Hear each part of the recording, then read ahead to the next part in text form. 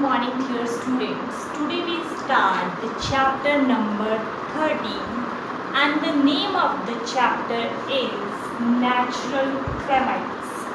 Now the first question that comes in our mind is that what is natural calamities? So it is natural calamity is the effect of natural event that cause great destruction. वो natural event जो बहुत ज़्यादा destruction करते हैं उनको हम बोलते हैं natural calamities. Why we call it natural calamities? Because these events are happen naturally and it is happens without any human involvement and we cannot stop them. हम उन्हें रोक नहीं सकते, किसी इंसान की इन्वॉल्वमेंट के कारण नहीं होते, वो किसके कारण नेचुरली होते, हम उनको रोक नहीं सकते. उनकी एग्जांपल्स क्या है नेचुरल कैलामिटीज़ की? There are some examples of natural calamities. Earthquake, volcanic eruptions, tidal waves, floods and droughts. These are some examples of natural calamities. Now we discuss one by one in this class. First is earthquake. An earthquake is the sudden violent shaking of the ground due to the movement within Earth's crust. earthquake में क्या होता है? अचानक से धरती कांपने लग जाती है. Earth start shaking, violent shaking. कई बार तो बहुत ज़्यादा ज़ोर ज़ोर से शेक करने लगती है, कई बार बहुत कम या धीरे शेक करती है और हमें पता भी नहीं चलता. तो अर्थक्वेक हम किसको बोलते हैं? जब हमारी अर्थ स्टार्ट करना शेकिंग करना स्टार्ट कर जाए. किसके कारण? ये किसके कारण होता है earthquake? Due to the movement within earth crust. Earth के क्रस्ट के अंदर कुछ मूवमेंट होती है जिसके कारण जो ग्राउंड है वो शेक करना स्टार्ट करता है, उसको हम बोलेंगे अर्थक्वेक. ठीक है. अर्थक्वेक को हम मेजर भी कर सकते हैं. It is measure by seismograph.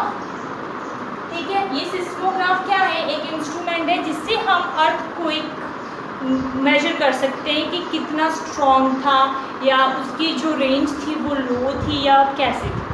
ठीक है. अब जो नेक्स्ट है उसमें हम देखेंगे कि जो अर्थक्वेक है वो क्यों होता है. एक्चुअली जो हमारी अर्थ है वो सम प्लेट्स से बनी हुई. जो हमारी अर्थ का क्रस्ट है it is made up of many plates and ये प्लेट किसकी होती है? ये प्लेट रॉक्स की होती है. जो हमारी अर्थ की क्रस्ट है वो बहुत सारी प्लेट्स से मिलकर बनी हुई. ठीक है. तो वो प्लेट्स हैं जो वो कॉन्टिन्यूसली मूव करती हैं. जब वो मूव करती है तो वो एक दूसरे से कोलाइड भी करती हैं. ठीक है. कोलाइड करती हैं, एक दूसरे के ऊपर स्लाइड भी करती हैं.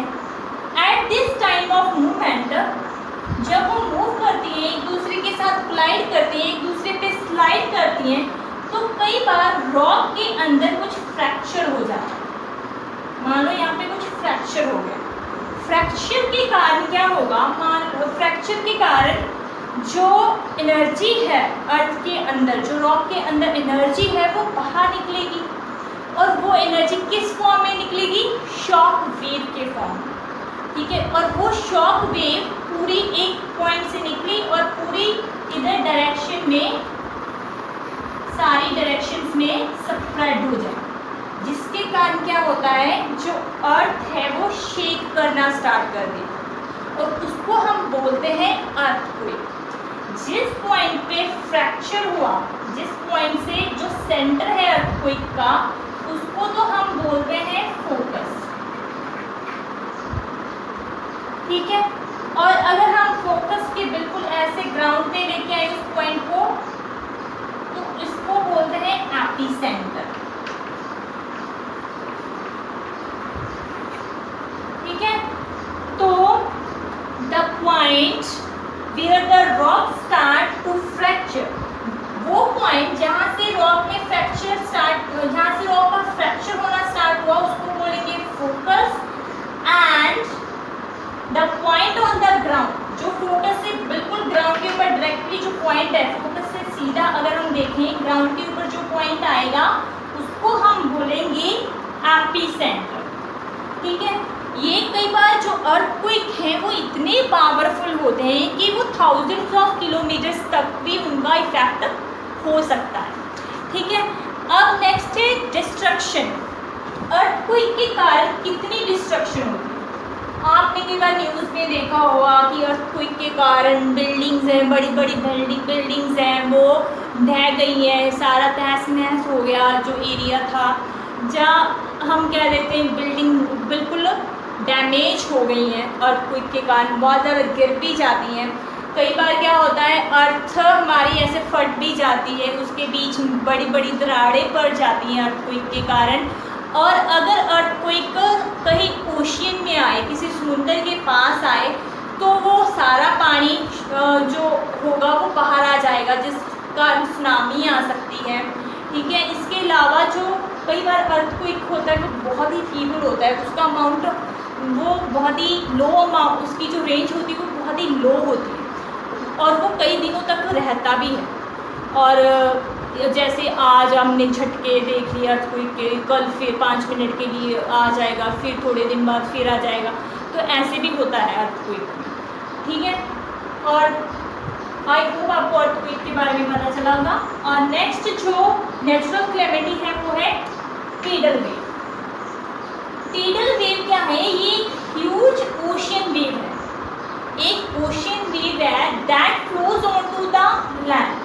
जब ओशियन वेव, बहुत बड़ी ओशियन वेव, पानी की जो वेव है, समुद्र की जो लहरें हैं, जब वो ग्राउंड पे आ जाती हैं, जब वो लैंड पे आ जाती हैं, तब हम कहते हैं कि टीडल इफेक्ट हुआ या टीडल वेव, उसको हम बोलेंगे टीडल वेव। जब समुद्र की बड़ी बड़ी लहरें ग्राउंड पे आ जाए तो हम क्या कहेंगे कि वो टीडल वेव। ठीक है, ये किसके कारण होती है? जो टीडल वेव है वो जनरली किसके कारण होती है? जब अंडरग्राउंड वाटर में अर्थक्वेक आएगा। Tidal waves are caused by an underwater earthquake or volcanic eruption। या तो अंडरग्राउंड अंडरवाटर अर्थक्वेक के कारण tidal waves जनरेट होती है या वोल्केनिक इरप्शन के कारण। ये बहुत ज़्यादा डिस्ट्रक्शन करती है और हम tidal वेव को सुनामी भी बोलते हैं। आपने सुनामी तो सुना ही होगा, समुद्र की बड़ी बड़ी लहरें उठती हैं तो पानी सारा एक जगह पे आ जाता है, पूरा डिस्ट्रक्शन हो जाती है। ठीक है, तो ये थी tidal वेव।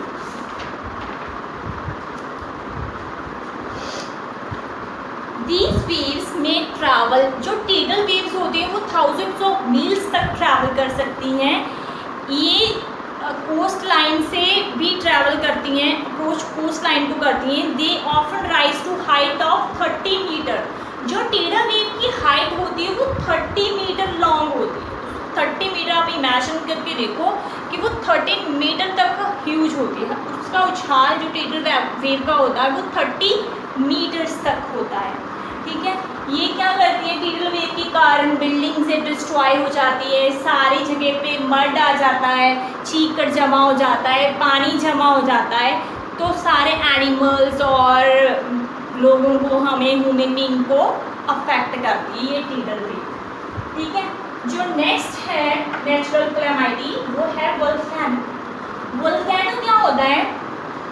जब हमारी अर्थ की क्रस्ट के अंदर मैग्मा अर्थ को फाड़ के, अर्थ से निकल के बाहर आता है, तब हम कहते हैं उसको volcano. A volcano is a vent or an opening on Earth's surface that gives a way for a magma, ash and gases deep inside Earth to escape। जो अर्थ की इनसाइड, बहुत ही नीचे, बहुत ही डूंघाई पर जो मैग्मा है, एशेस हैं, गैसेस हैं, जब वो बाहर निकलती है धरती को फाड़ के, तब हम उसको वोल्केनो कहते हैं। और जो सारी ये चीज़ें मैग्मा, एशेस, गैसेस निकलती हैं, इसको हम लावा बोलते हैं। ये बहुत ज़्यादा हॉट होता है। वोल्केनो की बात कर रहे थे हम, लावा की बात करें तो जो लावा निकलता है अर्थ के क्रस्ट से वो बहुत ज़्यादा हॉट होता है। बहुत ज़्यादा गर्म होने के कारण जो उसके पाथ में, उसके रास्ते में एनिमल्स, ह्यूमन बीइंग, जो भी चीज़ें आती हैं उन सबको वो बर्न कर देता है, वो इतना ज़्यादा हॉट होता है। जब लावा कूल डाउन होता है तो वो रॉक्स में कन्वर्ट हो जाता है, बहुत बड़े बड़े पहाड़ भी बन सकते हैं, जब बहुत ज़्यादा डूंगा कुछ समुंदर या कुछ ऐसी चीज़ें बनती है जब लावा कूल डाउन हो जाता है। ठीक है, नेक्स्ट जो नेचुरल कैलामिटी है वो है फ्लड। फ्लड तो आजकल आपने देखा ही है, बिहार असम में फ्लड आए हुए हैं। ये फ्लड क्यों आते हैं? जब बहुत ज़्यादा रेनफॉल हो, हैवी रेनफॉल हो और पानी वहाँ पे खड़ा होना शुरू हो जाए, तब हम कहते हैं कि floods. Flood is a situation in which a piece of dry land suddenly gets submerged under water. जब कोई ड्राई प्लेस, कोई ड्राई लैंड सडनली पानी से सबमर्ज हो जाए, तब हम कहते हैं फ्लड की सिचुएशन अराइज होगी। जनरली जो फ्लड्स हैं वो बहुत ज़्यादा एनिमल्स और ह्यूमन बीइंग को इफेक्ट करते हैं। उनके घरों को पानी से जब भर गए तो पूरे डिस्ट्रॉय हो जाते हैं। ठीक है, और बहुत ज़्यादा डिसीज़ भी फैलती हैं जब फ्लड्स ख़त्म हो जाते हैं, क्योंकि बहुत गंदा पानी होता है, लोग उसी पानी के बीच में रहते हैं, तो डिसीज़ फैलने की भी बहुत ज़्यादा चांसेस होते हैं जब फ्लड अराइजेस होते हैं। ठीक है, जो फ्लड्स हैं ये मेनली कोस्टल एरिया में ज़्यादा होते हैं, जो समुंदर के किनारे होते हैं। बट आजकल हम न्यूज़ में देख रहे हैं, बिहार और असम में आपने भी देखा होगा न्यूज़ में कि कितना ज़्यादा फ्लड से डिस्ट्रक्शन हो रहा है। लोग अपनी छतों पे बैठे हैं, इतना ज़्यादा पानी जमा हो जाता है जब फ्लड आता है। ये किसके कारण होता है? रेनफॉल के कारण होता है, जब बहुत ज़्यादा हैवी रेनफॉल होता है। ठीक है, जो नेक्स्ट नेचुरल कैलामिटी है वो है droughts. Droughts refer to the scarcity of the water caused by an extended period of abnormally low rainfall. Droughts क्या होते हैं? सूखा पड़ जाना, जैसे हम पंजाबी में कहते हैं सूखा पड़ गया। सूखा का मतलब क्या होता है कि बहुत ज़्यादा टाइम तक, बहुत लंबे टाइम तक जब बारिश नहीं होती तो वो जो प्लेस है वो पूरी ड्राई हो जाती है, पूरी सूख जाती है, सूखा पड़ जाता है, और जो ग्राउंड होता है उसमें दरारें आ जाती हैं जब पानी नहीं उसको मिलता। तब कौन सी सिचुएशन अराइज होती है? उसको ड्राउट्स कहते हैं। ठीक है, ड्राउट्स के कारण जो बहुत ज़्यादा टेम्परेचर भी हाई हो जाता है, विंड्स की डायरेक्शन चेंज हो सकती है, अब नॉर्मल रेनफॉल हो सकता है। ठीक है, जो ड्राउट्स हैं इसके कारण खेतों में कोई फसल नहीं होगी, क्योंकि उनको जब पानी नहीं, पानी के लिए तो वो सूखी पड़ी है ज़मीन, तो वहाँ पे कोई क्रॉप ग्रो नहीं कर सकते, सूखा पड़ जाए, सूखे के कारण लोग भूखे मर जाते हैं। तो ऐसी चीज़ें ड्राउट्स के कारण होती हैं। तो इस चैप्टर में हमने नेचुरल कैलामिटीज़ के बारे में पढ़ा था।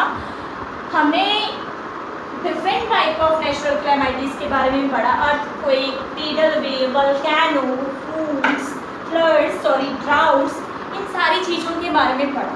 ये नेचुरली होती है, हमारा इनके ऊपर कोई बस नहीं है। अब जैसे रेनफॉल है, हम रेनफॉल को रोक तो सकते नहीं हैं। अगर रेनफॉल कॉन्टीन्यूसली हो रही तो होती रहेगी, जिसके कारण फ्लड भी आ जाएंगे। ठीक है, अगर रेनफॉल नहीं हो रही तो हम उसको लेके भी नहीं आ सकते, बहुत ज़्यादा गर्मी अराइज होगी, रेनफॉल नहीं हो रही तो कौन सी सिचुएशन आएगी? ड्राउट्स अकर होंगे। ठीक है, tidal वेव, जब अर्थक्वेक हमारा समुंदर में आ जाएगा, ओशियन में जब अर्थक्वेक आता है, अंडर वाटर अर्थक्वेक आता है, तब tidal वेव होती है। tidal वेव मतलब बहुत लंबी लंबी लहरें, बहुत ऊंची ऊंची लहरें पानी की होती हैं, जिसको हम सुनामी भी बोलते हैं।